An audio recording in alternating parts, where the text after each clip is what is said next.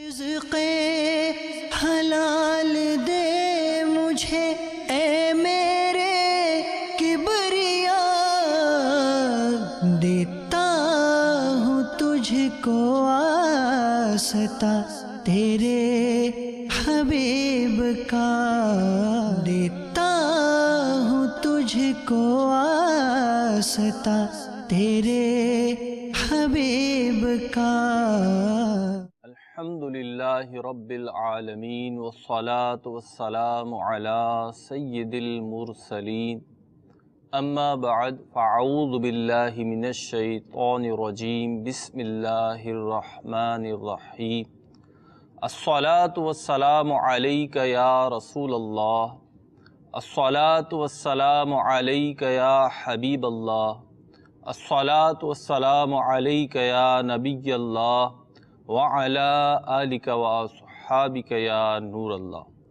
مدنی channel کے ناظرین، سلسلہ احکام تجارت کے ساتھ حاضر ہیں اور انشاءاللہ عز و جل حسب معمول اس میں شامل ہوں گے آپ کے کاروباری اور مالی لین دین کے حوالے سے سوالات، آپ کی کالز۔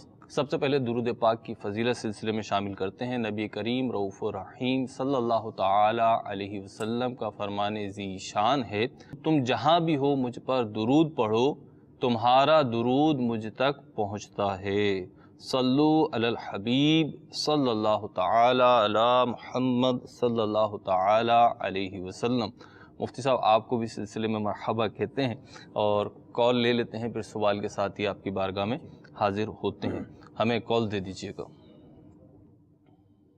غلام مصطفیٰ وقتی ساتاری مری سے بات کر رہا ہوں، ریاض معصوم سے۔ مفتی صاحب کی بارگاہ میں یہ سوال ہے کہ ہمارا ہوٹل کا کاروبار ہے، ہمارا اس میں کاروبار وغیرہ لین دین ہوتا ہے، ہوٹل وغیرہ یا کوئی کاروبار وغیرہ ہوتا ہے، اس میں بعض لوگ جو ہے بیانہ وغیرہ دیتے ہیں، اور بیانہ دے کے اگر بات اگر نہ بنے تو اس لیے یہ ہے کہ یا تو جو پارٹی وہ اگر فریق اول اگر مکر جائے تو اس کو ڈبل ادا کرنا پڑتا ہے، اور اگر فریق دوم اگر اس میں سودا نہ بنے فریق دوم کی طرف سے تو اس کے پیسے جو ہے نا ضبط ہو جائے۔ تو مفتی صاحب کی بارگاہ میں عرض ہے کہ اس معاملے میں اس شرعی رہنمائی فرما دیں۔ مزید کال بھی دے دیجیے۔ میرا نام محمد اویس ہے، میں کراچی شہر سے بات کر رہا ہوں۔ میرا مفتی صاحب سے سوال یہ ہے کہ مختلف اداروں میں جہاں ڈیوٹی شفٹ پر چلتی ہے، مثلا 7 سے 4 یا 2 سے 12 وغیرہ، تو جس شخص کی ڈیوٹی ٹائم نماز یا جماعت کے وقت کے بعد شروع ہو تو اس نماز کو وہ ڈیوٹی ٹائم میں پڑھ سکتا ہے یا نہیں؟ اور جمعے کی نماز کا کیا حکم ہوگا؟ یعنی ڈیوٹی ٹائم سے پہلے پڑھنا ضروری ہوگا یا ڈیوٹی شروع کر کے بھی پڑھ سکتا ہے؟ اور ماشاءاللہ عزیز مفتی صاحب آپ کا سلسلہ حکام تجارت مدینہ مدینہ ہے، کافی اس سے معلومات حاصل ہے، تو اللہ پاک آپ کو اور مدنی چینل کو نظر بد سے محفوظ فرمائے۔ آمین۔ آپ کا سوال بھی مدینہ مدینہ ہے، کافی تفصیلی سوال کیا آپ نے۔ مفتی صاحب پہلے غلام مصطفیٰ بھائی مری سے تھے اور بہت جلدی میں تھے، تو ان کے سوال کا جواب کہ ہوٹل کا معاملہ ہوا ہے اور ہوٹل کی خرید و فروخت ہوئی ہے، تو اگر پارٹی وہی ہو، مسئلہ تو وہی ہے یہ بیانے والا، لیکن ہماری ہوٹل کے حوالے سے بات ہوئی تھی، احکام تجارت ہمارا ہوٹلنگ کا جو کاروبار ہے اس پہ کرنے کا ذہن تھا، تو اس وقت یہ چیز پیش نظر آئی تھی۔ اگر آپ فرمائیں تو میں تھوڑی سی وضاحت کر دوں تاکہ مدنی چینل کے ناظرین کو بھی سمجھ میں آ جائے کہ ہوٹل جو ہوتے ہیں یہ بھی بکتے ہیں، یعنی ایک ہوٹل ہے کرائے پر ہے یا اس کی اپنی جگہ ہے، اب وہ چل رہا ہے، اس کی روزانہ کی سیل ہے مختلف ٹائمنگ میں، تو اب وہ ہوٹل بکتا ہے، بالفرض وہ کرائے کا ہے تو کرایہ تو لینے والا ہی دے گا، جیسے ابھی جو چلا رہا ہے ابھی وہ دے رہا ہے، لیکن جب یہ بک جائے گا تو وہ جس نے اب لیا ہے وہ دے گا۔ لیکن یہ بکنا کیا ہے؟ یہ گڈ ول ہے کہ ہمارا یہ ہوٹل ہے، اس نام سے ہے، یہ ٹائمنگ میں کھلتا ہے بند ہوتا ہے، اس کی یہ گڈ ول ہے، اس پہ اتنے کی سیل ہے، اب یہ بکا ہے۔ اب اس کے بکنے کا مسئلہ کہہ رہے ہیں کہ بیانہ واپس ہونا اور ضبط ہونا کا جو حکم بیان کر رہے ہیں، تو انہوں نے تو خیر بیانے کا پوچھا ہے، لیکن آپ پورے ہی سوال کی وضاحت فرما دیجیے۔ الحمدللہ رب العالمین والصلاة والسلام علی سید الانبیاء والمرسلین، اما بعد فاعوذ باللہ من الشیطان الرجیم، بسم اللہ الرحمن الرحیم، اللہم ہدایت الحق والصواب۔ ہوٹل بکنا جسے کہہ رہے ہیں، جی ممکن ہے مزید آگے کرائے پر جانا بھی مراد ہو۔ ٹھیک، ہوٹل ہے ایک صاحب کا، ٹھیک ہے، تو اس نے مزید اس نے خود کرائے پر لے کے کسی اور کو کرائے پر دے دیا ہے، ٹھیک ہے، یہ بھی ہو سکتا ہے۔ ٹھیک ہے، اب وہ پارٹی بیانہ دینے کے بعد واپس ہی نہیں آئی، صحیح، یہ صورت بھی ہو سکتی ہے۔ ٹھیک ہے، اور خود ہوٹل کا بیچنا بھی جی، ہو سکتا ہے، یعنی پوری عمارت ہی بیچی جا رہی ہو، تب بھی یہ صورت پائی جا سکتی ہے جو انہوں نے طریقہ بیان کیا ہے۔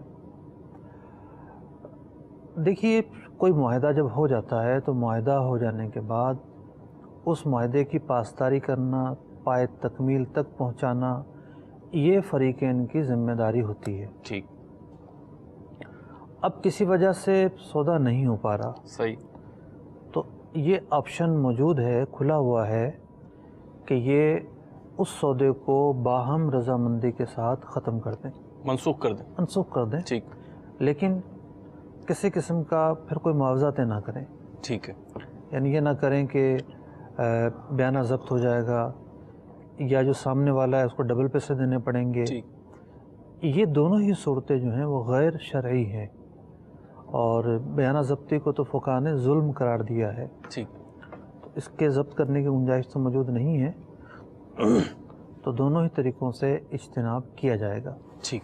مفتی صاحب، دوسرے ہمارے کالر تھے اویس بھائی کا سوال ہے کراچی سے کہ ڈیوٹی ٹائم جو ہے وہ نماز کا ٹائم شروع ہونے سے پہلے شروع ہو گیا، تو اب یہ نماز ڈیوٹی ٹائم میں پڑھ سکتے ہیں یا نہیں؟ ٹائم شروع ہو جانا اور بات ہے، اور اذان ہونا، جماعت کا وقت آنا، یہ اور بات ہے۔ ٹھیک ہے، جیسے ظہر کا جو وقت ہے وہ بعض موسموں میں 12:30 12:15 بھی شروع ہو جاتا ہے، ٹھیک ہے، تو لیکن یہ ہے کہ نماز ہمارے ہاں تقریباً 1 بجے کے بعد سے ہی ہوتی ہے، ٹھیک ہے۔ ہمارے کراچی میں دیکھیں تو 1 بجے کے بعد سے 1:30 بجے تک زیادہ تر ہوتی ہیں۔ 1:30 2 پونے 2۔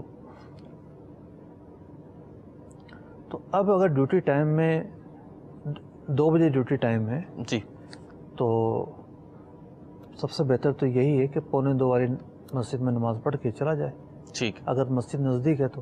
ڈیوٹی ٹائم سے پہلے ہی نماز پڑھ لیں، اگر جماعت ملتی ہے اور مسجد نزدیک ہے اور وقت پر پہنچ جائے گا ٹھیک ہے، تو یہ صورت اختیار کرے، ٹھیک ہے، ورنہ یہ ہے کہ جو اس کے آفس کے پاس مسجد ہے وہاں 2 بجے نماز ہے، ٹھیک ہے، تو پھر اپنی ڈیوٹی کا ٹائم بڑھوا لے، ٹھیک ہے، آگے کروا لیں، آگے کروا لے، ٹھیک ہے، تو نماز پڑھ کر پھر چلا جائے، آخر میں 15 منٹ لیٹ چلا جائے۔ ٹھیک ہے، تو یوں یہ ایسے معاملات ہیں جس میں ایڈجسٹمنٹ کرنی ہوگی، ٹھیک ہے، اور سب سے اہم ہے کہ اگر کمپنی یہ کہتی ہے کہ بھی آپ نماز پڑھ کر آیا کریں، ٹھیک ہے، تو اب مثال کے طور پر 1:15 بجے 1:30 بجے آرام سے جماعت مل جائے گی، ٹھیک ہے، نہیں پڑھتے، ٹھیک ہے، کہ ڈیوٹی ٹائم میں ہی نماز پڑھیں گے ہم، صحیح، تو یہ طرز عمل غیر مناسب سا ہے ٹھیک، ملازمین کا، کہ آپ کو جماعت سے نماز پڑھنے کا موقع مل رہا ہے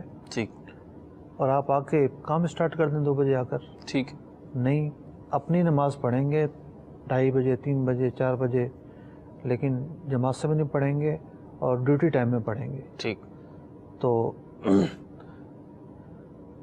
ایسا طریقہ اختیار کیا جائے نہ تو شریعت کی خلاف ورزی ہو ٹھیک، اور نہ ہی ادارے کے جو اصول ہیں، نوکری کے جو اصول ہیں ان کی خلاف ورزی ہو، ٹھیک، دونوں کو اس طرح فیصل کریں کہ دونوں کے حقوق کی ادائیگی ہو جائے۔ ٹھیک۔ اچھا مفتی صاحب، کوئی ادارہ اگر اس پہ مطلب ادارے کی طرف سے یہ چیز پاس ہوئی ہوئی ہے، ایک اصول ہے کہ جی آپ کی 2 بجے ڈیوٹی ٹائمنگ ہے یا 3 بجے ڈیوٹی ٹائمنگ ہے، تو اب اس میں نماز کا وقت پہلے سے آ چکا ہے، ہم باب المدینہ کو اس میں وہ معیار بنا لیتے ہیں ایک مثال کے طور پر، تو نماز کا وقت پہلے آ چکا ہے، تو اب پڑھ کر ہی آئیں، ادارہ بونڈ کرتا ہے کہ بھائی آپ پڑھ کر آئیں، اس ٹائمنگ میں آ رہے ہیں تو پڑھ کر آئیں، تو یہ ادارے کا اصول بنانا غلط تو نہیں ہوگا؟ الا یہ کہ کوئی مجبوری ہو۔ دیکھیں، سوال تو کافی آسان ہے، لیکن سچویشن دیکھی جائے گی ٹھیک، کہ ادارے کا محل وقوع کیا ہے اور وہاں ارد گرد مساجد کی کیا صورتحال ہے۔ ٹھیک، اگر یوں ہے کہ پاس میں مسجد میں 1:30 بجے نماز ہو رہی ہے ٹھیک ہے، تو بہت آسان ہے، ٹھیک ہے، اس اصول کو فالو کیا جا سکتا ہے، ٹھیک، لیکن بعض اوقات اس کو فالو کرنا ذرا مشکل ہے، ٹھیک، پھر ادارے کو یہ کہا جائے گا کہ آپ اپنے ملازم کو 2 بجے بلانے کے بجائے 2:15 بجے بلا لو، ٹھیک ہے، ٹائم آگے کروا لیں، تو یوں دیکھا جائے گا کہ وہاں صورتحال کیا ہے۔ دونوں طرف سے ایڈجسٹمنٹ ہو اور دونوں جو ہے وہ للہیت کے ساتھ کوشش کریں نماز तो रास्ता निकल आते हैं। ठीक। जुम्मे के मुतालिक भी उन्होंने कुछ पूछा जी, इनका जुम्मे का भी था कि जुम्मे का भी अगर ऐसा ही मामला है तो क्या होगा? देखिए, जुम्मे के हवाले से तो अगर तो ये ऐसी जगह है कि एक ही जगह जुम्मा होता है। ठीक है। पाकिस्तान में भी ऐसे इलाके हैं जहाँ एक ही मस्जिद है, और बैरून ममालिक में भी मुमकिन है ऐसी जगह हैं जहाँ ये मुसलमानों की आबादी ना हो, ठीक है, दूर दराज हो, एक ही मस्जिद है। ठीक है। तो ऐसी सूरत हाल में कहीं और जुम्मा की तरकीब नहीं बनती, ठीक है, तो उस मस्जिद में जाना तो ज़रूरी हो जाएगा। सही है, भले भी ड्यूटी टाइम में आता हो। भले ड्यूटी टाइम में आता हो, ठीक है। अज़ान अव्वल होते ही ठीक है, इनके लिए जायज़ नहीं होगा, मतलब जब जुम्मा इन्होंने वहीं पढ़ना है जी, और अज़ान भी हो गई है, ठीक है, तो फिर इनके लिए जायज़ नहीं होगा कि अपने काम से जो है वो वाबस्ता रहें और काम काज में मसरूफ़ रहें। ठीक है, काम काज रोक कर जुम्मा की तैयारी करनी होगी। सही है। तो यूँ अगर जुम्मा पहले मिल जाता है इन्हें, ठीक है। 1 बजे, 1:15, 1:30 बजे, तो फिर ये 1, 1:15, 1:30 बजे नमाज़ पढ़कर फिर ड्यूटी पर आएंगे। वही ज़ोहर वाला मामला करें। जी हाँ। ठीक है, जज़ाकल्लाह खैर। मज़ीद कॉल शामिल करते हैं मुफ्ती साहब इसमें और फिर आपकी तरफ आते हैं। जी, मैं शाहरुख अत्तारी बूंदी राजस्थान हिंद से अर्ज कर रहा हूँ। सिलसिला अहकाम तिजारत में मुफ्ती साहब की बारगाह में मेरा सवाल है, दुकान पर सेठ ने कहा कि आप जाएं यहाँ पर काम करें। अब वहाँ पर काम करने के बाद काम का जितना पैसा बनता है उतना पैसा हम ले लेते हैं और फिर उससे एक्स्ट्रा पैसा लेना कि हम इतनी दूर से आए, हमारे गाड़ी का तेल भी जला है और हमारे इतनी वो भी परेशानी भी आई, और फिर उससे और एक्स्ट्रा पैसे लेना कैसा है, इसकी रहनुमाई फरमा दीजिए। ठीक है जी, करते हैं एक और कॉल दीजिए हमें। मुफ्ती साहब रहमतुल्लाह अर्ज कर रहा हूँ, जर्मनी के शहर heidelberg से। मुफ्ती साहब मेरे 3 सवालात हैं। पहला सवाल ये कि हम लोग यहाँ पे जर्मनी में रहते हैं, जो कि अक्सर किराए के घरों में रहते हैं, और जितना हम लोग किराया देते हैं, अगर यही किराया हम बैंक को दें जिसके अंदर इंटरेस्ट भी शामिल हो, तो हम अपना अलग से घर बना सकते हैं। तो क्या उस सूरत में क्या बैंक को सूद इंटरेस्ट दे के अपना घर बना सकते हैं? सवाल नंबर 2, क्या हम कारोबार के तौर पर बैंक से कर्जा लेके एक घर वगैरह खरीद लें, उस घर को किराए पे दे दें, और जो घर का किराया है वो ऑलरेडी बैंक को हम लोग उस किराए से हम लोग बैंक को रीपेमेंट करते जाएं, तो क्या उसकी इजाजत होगी? नंबर 3, यहाँ पे अक्सर मसाजिद वगैरह बनाने की तरकीब के बारे में सवाल ये पैदा होता है कि वो उसमें भी बैंक से ही कर्जा लेना पड़ता है और बैंक को सूद देना पड़ता है, तो क्या बैंक से सूद पे कर्जा लेके क्या मस्जिद बनाने की इजाजत होगी? ठीक है जी, रहमतुल्लाह भाई जर्मनी से आपके भी सवालात के जवाबात सिलसिले में इंशाअल्लाह शामिल करते हैं। मुफ्ती साहब शाहरुख भाई हैं बूंदी राजस्थान से, इजाफी उजरत तलब करना। एक्स्ट्रा नहीं, एक्स्ट्रा होता है जी, इजाफी एक्स्ट्रा जी, एक्स्ट्रा जो तयशुदा है उससे हटकर। बाज़ जो है वो मुलाजमीन की आदत होती है मज़लूम बनने की। खैर ये तो मुलाजमीन नहीं कहलाएंगे, जो आर्डर पर काम बनाने गए हैं जी, अजीर मुश्तरक हैं लोग तो। ठीक है, तो जितना तय हो गया है तो उतने ही पैसे मिलेंगे इन्हें। सही। अब यहाँ मालिकान की भी जिम्मेदारी है कि जितना काम इन्हें बताया है उतना ही जो है वो काम लें उनसे। ठीक है, ये नहीं है कि बहुत ज़्यादा इनसे काम लिया और 6 बजे जाने का उर्फ है, इनको 8, 9, 10 बजे तक रोका हुआ है। ठीक है, मतलब जितना उर्फ तक रोकने का हक़ है उससे ज़्यादा रोका हुआ है। ठीक। तो ऐसी सूरत में जो काम लेने वाला है वो भी गलत कर रहा है। सही। और अगर ये उतना ही काम करते हैं जितना तय हुआ और उससे ज़्यादा उजरत मांगते हैं तो ये भी गलत कर रहे हैं। ठीक। हाँ, अगर सूरत हाल चेंज हो जाती है, ठीक, जितना काम इन्हें बताया गया था उससे ज़्यादा काम लिया गया है, ठीक, तो फिर ज़्यादा काम की उजरत ये तलब कर सकते हैं। सही। ऐसा कुछ बाज़ औक़ात ये होता है कि इस तरीके के काम करने वाले जो काम करने गए कहीं पर, काम तय है, हमारा टाइम तय नहीं है, काम तय है कि ये काम करना है। अब उन्होंने वो काम किया, काम करने के बाद ऐसे अफराद में होता है कि ठेका कोई और लेता है, फिर वो अपने मातहत अफराद को भेज देता है, छोटे कारीगरों को भेज देता है। अब उन्हें बस वगैरह में आना होता है, अब वहाँ से वापसी की कोई बस वगैरह या सवारी में प्रॉब्लम हो रही है, और ये वो प्रॉब्लम बताते हैं कि टाइम क्योंकि ज़्यादा हो गया है, अब बस मिलेगी नहीं, रिक्शा करना पड़ेगा, टैक्सी करना पड़ेगी, प्राइवेट गाड़ी करना पड़ेगी, تو یوں ہوگا تو یوں ہوگا، تو اب اگر یہ طلب کرتے ہیں تو اس کی اجازت ملے گی کیا؟ مطلب جتنا کام مقرر ہوا تھا اس سے زیادہ کام لیا ہے؟ نہیں، کام اتنا ہی کیا ہے، ٹائم طے نہیں ہوتا کہ کتنے گھنٹے میں ہوگا. ایک کام طے ہوا تھا کہ یہ چیز بنوائیں گے ہم آپ سے، اور انہوں نے اوکے کیا تھا یہ چیز ہم بنا کے دیں گے. دوپہر کو 2 بجے پہنچے، اب بالفرض 7 بج گئے، مغرب ہو گئی، اندھیرا ہو گیا. وہ کام ایسی سائٹ پر ہے کہ جہاں سے سواری نہیں مل پاتی مغرب کے بعد، جیسے ہمارے کراچی میں بعض ہیں ایسی جگہیں، تو پھر یہ اجازت یہ لے سکتے ہیں؟ دیکھیے، مانگنے کا تو ان کو حق نہیں ہے. ٹھیک، مانگنے کی اجازت، مانگنے کا تو ان کو حق نہیں ہے. ٹھیک ہے، اجازت کا لفظ استعمال نہیں کیا میں نے، حق نہیں ہے، حق نہیں. کہ ان کا استحقاق نہیں بنتا. ٹھیک ہے.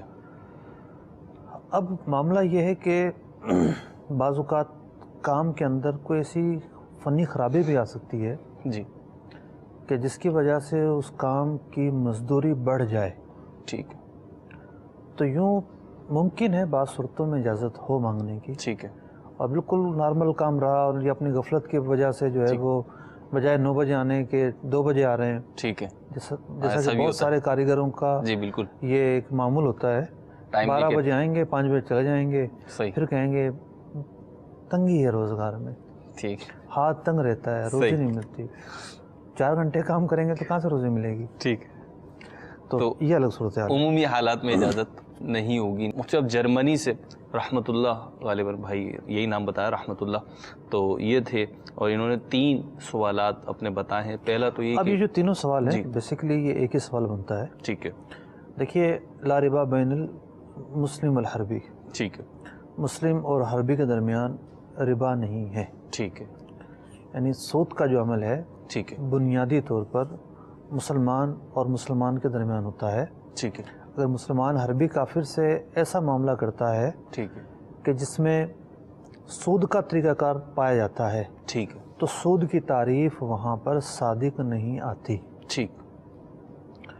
لیکن علماء نے اس بات کی اجازت نہیں دی ہے کہ مسلمان پیسہ لے اور حربی کافر کو نفع دے. ٹھیک ہے. 2 صورتیں بنیں گی نا. ٹھیک ہے، ایک لینا ایک دینا. مسلمان پیسہ دے اور نفع لے، ٹھیک ہے. سود کی نیت وہاں بھی نہیں کرنی، صحیح ہے. نفع جائز نفع کی نیت کرنی ہے. ٹھیک ہے. دوسری صورت یہ ہے کہ مسلمان پیسہ لے اور نفع دے. ٹھیک ہے. دوسری صورت کی اجازت نہیں دی گئی ہے. ٹھیک ہے.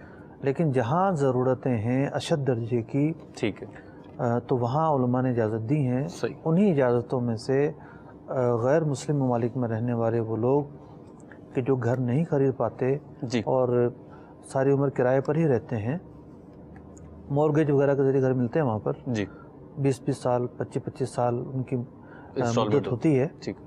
تو وہاں پر اپنے رہنے کے لیے وہ گھر جی. لے سکتے ہیں. ٹھیک ہے. رہنے کے علاوہ جی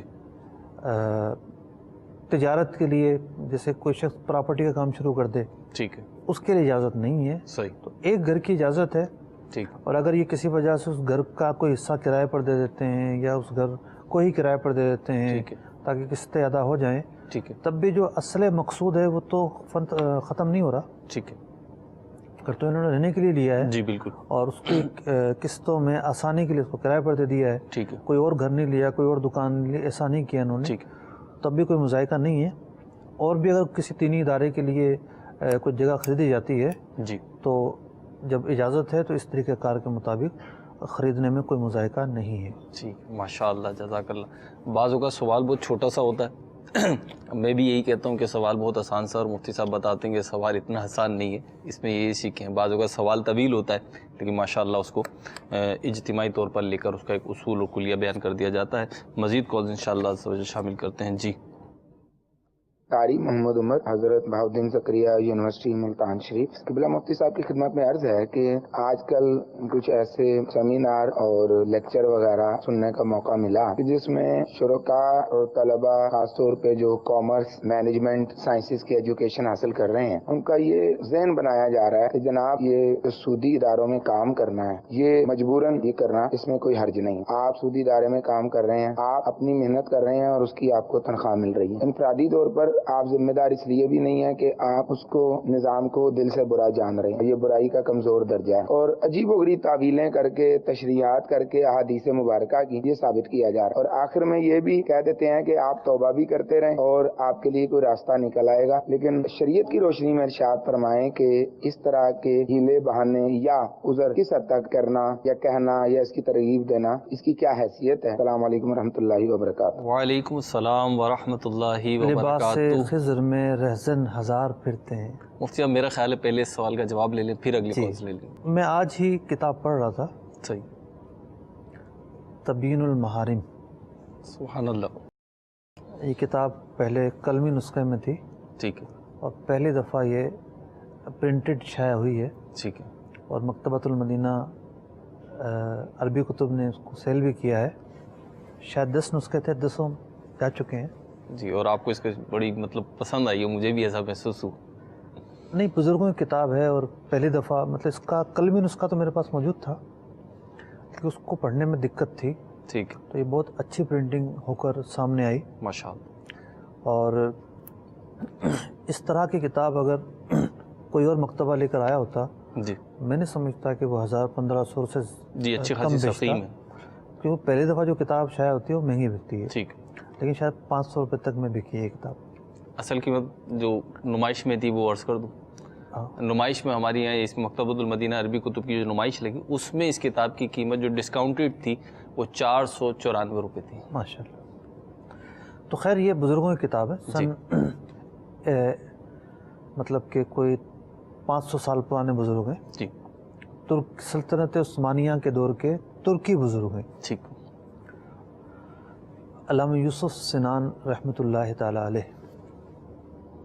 تو انہوں نے ایک چیپٹر باندھا ہے جی، اپنی کتاب کے اندر گناہ پر معاونت کا۔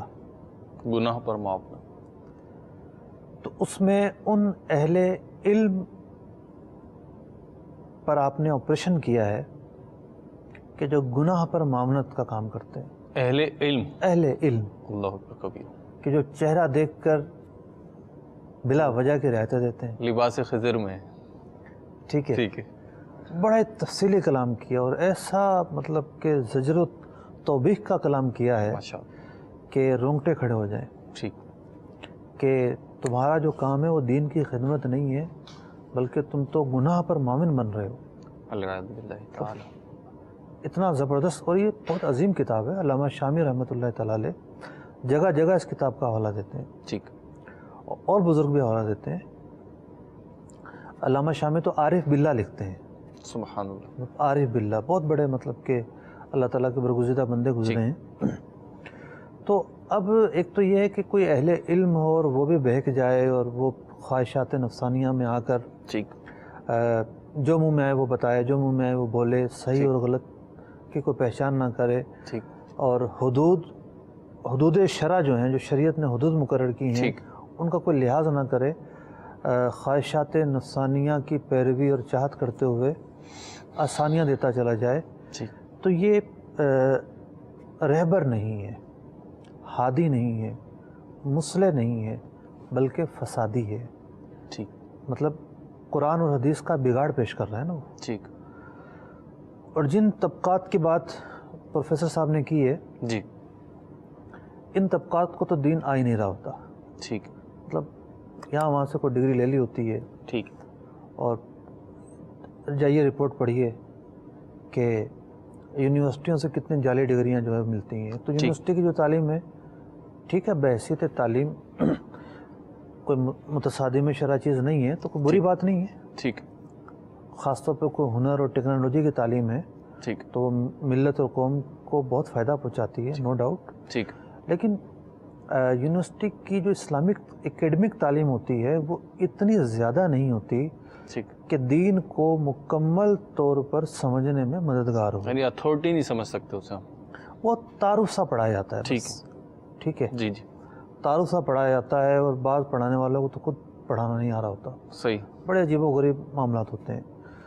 تو اب وہ آ کر کہیں کہ جی کوئی مسئلہ نہیں ہے، جو چاہے کرو، جو چاہے کرو، توبہ کرتے رہو۔ ٹھیک، تو اس طرح کی جو باتیں ہیں وہ शरीयत से मुताबिकत नहीं रखती।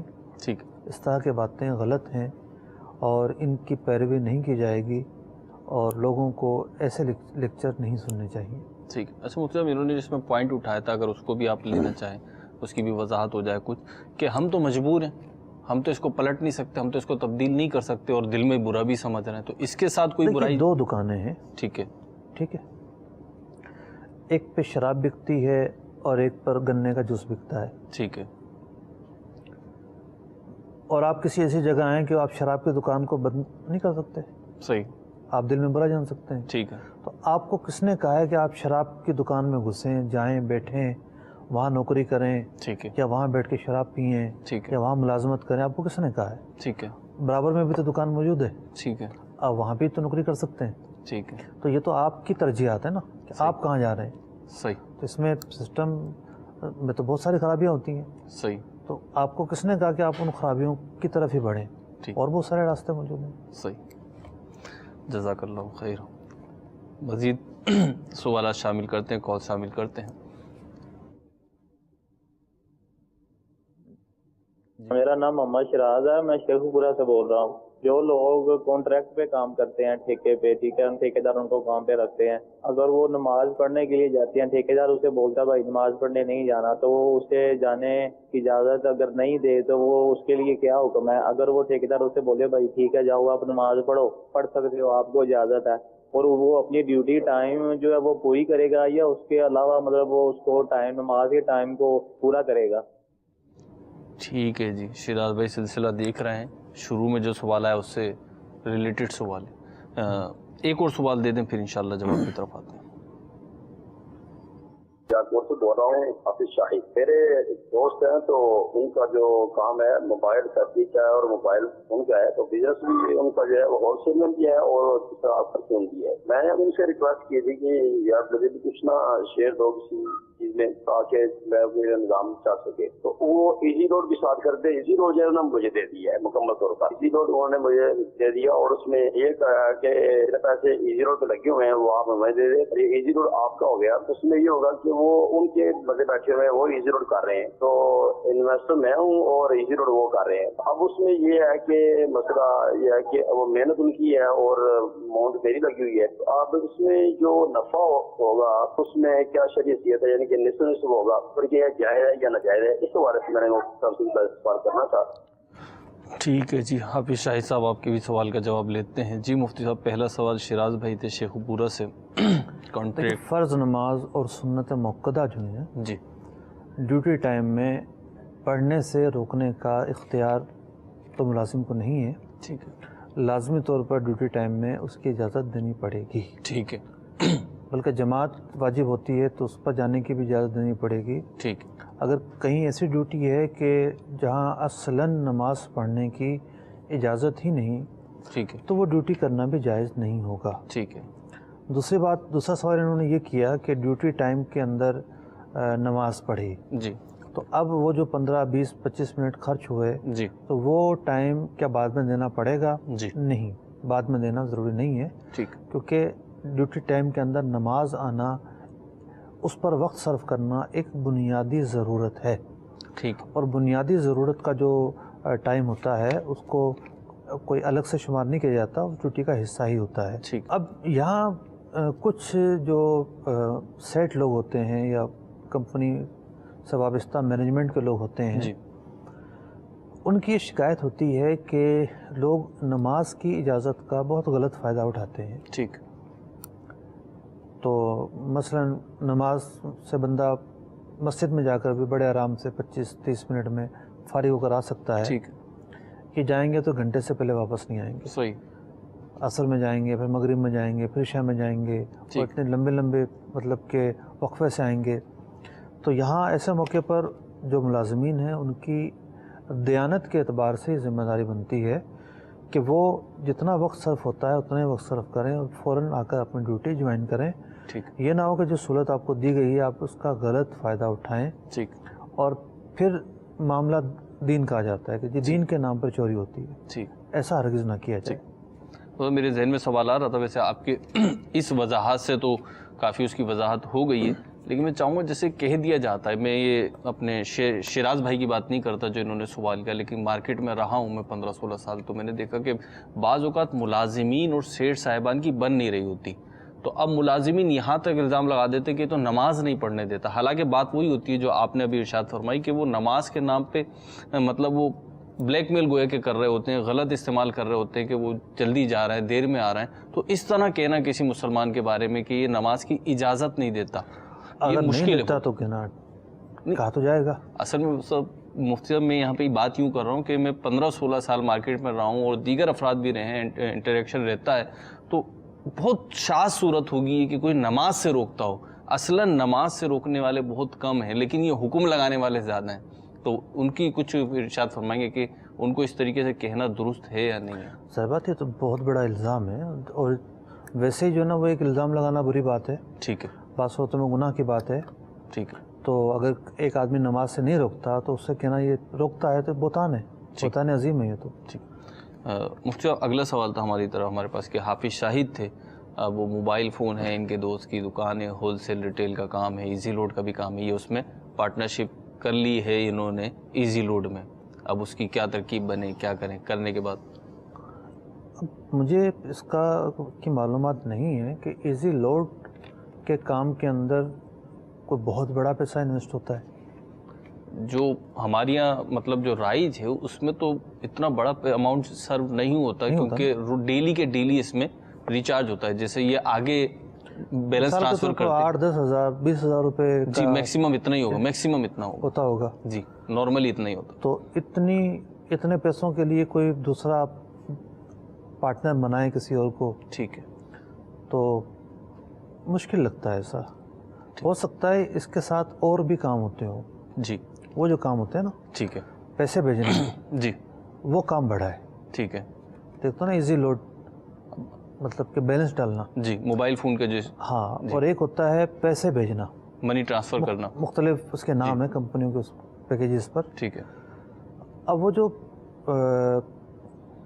ایزی لوڈ والے پیسے بھیجتے ہیں نا یہاں سے وہاں، جی، یعنی اب تک جو ہماری معلومات ہیں اس کے حساب سے موبائل کا بیلنس ڈالنے میں تو کوئی شرعی خرابی سامنے نہیں آئی، ٹھیک ہے، لیکن جو پیسے بھیجتے ہیں یہاں سے وہاں تو اس کے اندر یہ لوگ جو طریقہ اختیار کرتے ہیں وہ کافی مشکوک اور شرعی اعتبار سے بہت خرابیوں پر مشتمل طریقہ نظر آیا۔ ٹھیک، ہم نے جب جا کے اس کو ریسرچ کی اس حوالے سے، منی ٹرانسفرنگ جو ہے، جی ہاں، اور ایک عام کسٹمر پر تو شاید الزام نہ ہے، ٹھیک ہے، لیکن اس کے بیک میں یہ جو کچھ کر رہے ہوتے ہیں صحیح، وہ طریقہ غیر اطمینان بخش ہے، ٹھیک، تو اس طریقے کے متعلق یہ پوری وضاحت لے لیں کہ اس طریقے کے اندر یوں ہوتا ہے اور یوں ہوتا ہے اور یوں ہوتا ہے، ٹھیک، اب اس پر شرعی رہنمائی کیا بنتی ہے، اگر تو وہ جائز ہو تو پھر پارٹنرشپ ہو سکتی ہے، ٹھیک، یعنی پیسہ ان کا ہوگا، محنت ان کی ہوگی، ٹھیک، اور مداربت کی صورت بن جائے گی۔ ٹھیک، تو یہ وضاحت کے ساتھ پھر معلومات لے لیں، جی، مزید کال شامل کرتے ہیں، جی۔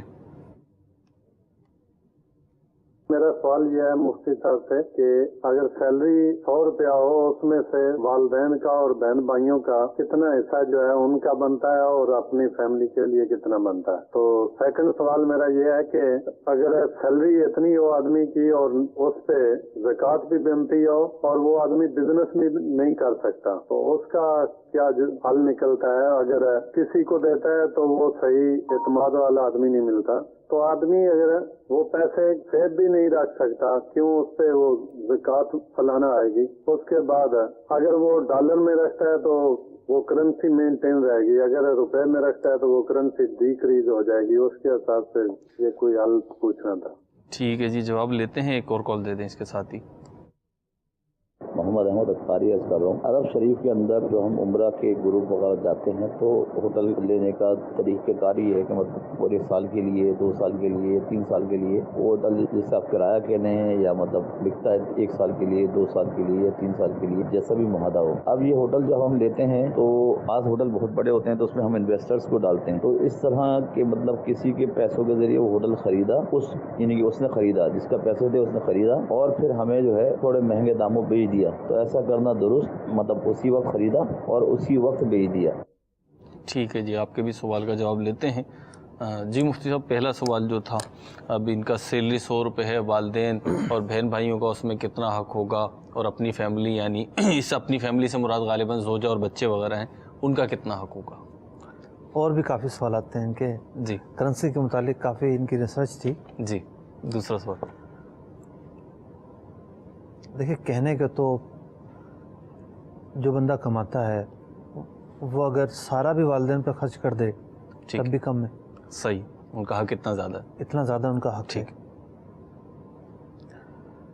اور والدین پر خرچ کرنے سے جتنا خرچ کرے گا حسب توفیق ٹھیک، اس کی برکات ظاہر ہوتی رہیں گی۔ ٹھیک، ماشاء اللہ، لیکن فقہی اعتبار سے ٹھیک، والدین کو کتنا دینا ضروری ہے، جی، یہ ان کا اصل مطلوبہ سوال ہے۔ جی، تو والدین اگر محتاج ہیں، ٹھیک ہے، بعض والدین ہوتے ہیں نا کہ وہ کام کاج نہیں کرتے، ٹھیک ہے، حاجت مند ہے، مطلب کہ ہر آدمی تو سرکاری نوکری نہیں کرتا کہ اسے ریٹائرمنٹ کا پیسہ مل رہا ہے، ٹھیک ہے، تو بوڑھے ہو گئے ہیں، ٹھیک ہے، کوئی کام نہیں کرتے، ذریعہ آمدنی نہیں ہے ان کا، تو ایسی صورت میں اولاد پر ان کا نفقہ واجب ہوتا ہے۔ ٹھیک، یعنی ان کے کھانے پینے، لباس اور رہنے کے جو اخراجات ہیں، صحیح، یہ اولاد پر لازم ہوتے ہیں، ٹھیک، اس کی پاسداری کرنا ضروری ہے۔ ٹھیک، اور اگر ایسا ہے کہ سب بھائی مل کر رہے ہیں یا والدین ساتھ ہی رہتے ہیں، تو کوئی ایکسٹرا مکان کا خرچہ یا کھانے پینے کا خرچہ نہیں ہے، جی، تب بھی جو سعادت مند اولاد ہے اس کی ذمہ داری ہے ٹھیک، کہ اپنے بچوں سے بھی بڑھ کر والدین کا خیال رکھیں، ٹھیک، ان کے لیے فروٹ لاتے رہیں، ٹھیک، اور کوئی نہ کوئی موسم کے حساب سے کوئی نہ کوئی چیز لاتے رہیں، ٹھیک، تاکہ وہ خوش رہیں۔ ٹھیک ہے،